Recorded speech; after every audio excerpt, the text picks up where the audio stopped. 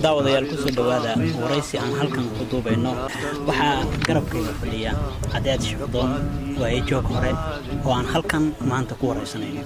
waxaan wax ka weydiin doonaa dhaqamada isbedelaya sida xasaabaha iyo guurka oo nolosha Soomaalida maanta wax badan iska bedelay ku soo dhaw Radio TV Cadeed Shaqdoon bismillaahir rahmaanir rahiim horta waa oo taariikhdu ma taagna sideedaba gooreysatada hal meel ma istaagto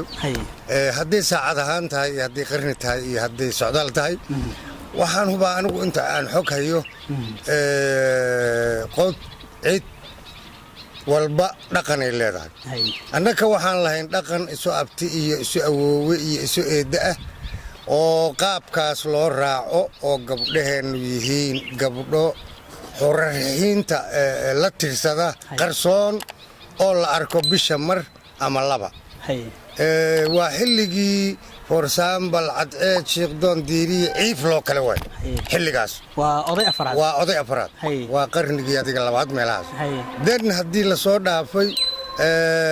waxaa gabdhaha lagu kala guursan jiray maqal doonid iyo weliba xilliga sida caadada jiilaalka gabadha la ishaari jiray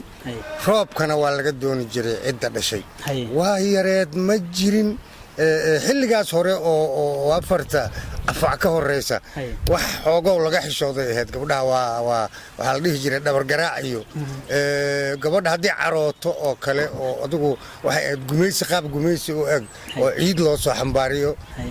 wax weyn oo ama jawaan ama maro ciid loogu xambaariyo marka la soo celina ama ciideeda soo celinay dhaqan kale oo qaab daran oo dhinac sooday oo gabadha haddii xumaato dhaqmi weyda ama dhimato la yiraa xoolihii laga bixiyey sidii geelii iyo qorigii iyo gamaankii faraskii hala ii soo celiyo oo aan la eegin wixii ay dhashay iyo sidii loo dhaqmay loo soo celiyo kaas horta qaab darradaas oo cuskanaay xilliga hore adiga wuxuu ka fiicnaay ismaqalka iyo kala doonidda iyo is-aqoonta abtiga eedada iyo awoowaha qaabka laysu yaqaan dhinacaasuu ka fiicnaa oo gabadha lagu ogaado meel aad aragto idaaja oo kale oo leh gabadhii hebel oo gabyaagu qaboo loo soo galay loo soo martiyo soo loogtay waxay ahayd dhaqan aad u degan bay ahayd qarnigii shanaad lixaad toddobaad markii hadda la soo galay sideedaad waxaa soo bilaabatay dhaqan xoogow daanka go'ana oo masaafo oo kale gabadhii inay u ekaato dhac ciddeedii laga dhaco si mushabbaha lagu qaato oo inta kuba iyo waxaas la qaato adiga waa hadda ka hor 80 60 70 sano kale way xilligaas markii waxaa dhinac socda ilbaxnimada dawladnimada xilligii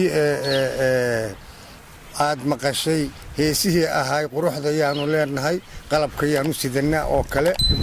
dhaqanku waa xumaaday gabdhihii magacyaa loo bixiyo makaariyoos iyo qaab darro madaxa ay koob bakeeriya saartaan iyo dhaqan gaala laysu yeelay dan markii haddana hasaawaha la samey jiray berigii hore sidee ahaa ka hor guurka sidee la isku xodxodo jiray laba in la doono gabadha oo ciddeeda la weydiisto maya oo inuu ninkaasi shukaamiyo gogasha ugu yimaado wax badan sanad iyo laba geed dugi la tago la heshiiyo kabacdina loo noqdo waalidiinta iyo doonitaanka qaabkaasay xilligii hore hasaawuhu joogi hasaawihii hadda haddii aan xilliga la tashanno hadda jira markii la soo gaaray maxay 20 lagu daray 30 waa 50 sano waay waa haaf qarnigaas waa xilligii dawladdii oo hadda naga dhacday iyo xilligii civil warka wax laga laqanyoodaa ay muuqda oo qaab darro ah oo furiin badana oo xushmo la'aana oo gogol la'aana oo doonid la'aana inkastoo aan nahay dad sharciga islaamka ku dhashay ku dhaqma haddana culummadeennii mar walbana leedahay gabdhuhu dooniday ku fiican yihiin qaarnaba qabo haddii la masaafeeyo inaysan mehersanayn oo waxaa laga dhalayaa wacel tahay waxaa nagu soo bilowday magacyo la yidhaha horgal gabadhii wiilkii inta basareeyo dharbaaxo ayadoo uurla in la aqalgeeyo oo meherka iyo uurka hormaro dhaqamadaas hadda nagu soo kordhay waa qaab daran yihiin midkaan hadda oo aan hadda joogno oo 21aadna aniga waxaanba qabaa inaan kaas iskaba dhaafno oo aan isku tilaab marno barkee haddii aad uga fiirsato waa 14 jir waa 13 jir naagba uma eko cunug ma qaadan karto haddana waxaa lagu leeyahay hebelaa soo furay hebelaa guursaday hebelaa doonis hadda maba jirta isleeyahay yacni ma xishoodkii waa sii dhammaanaa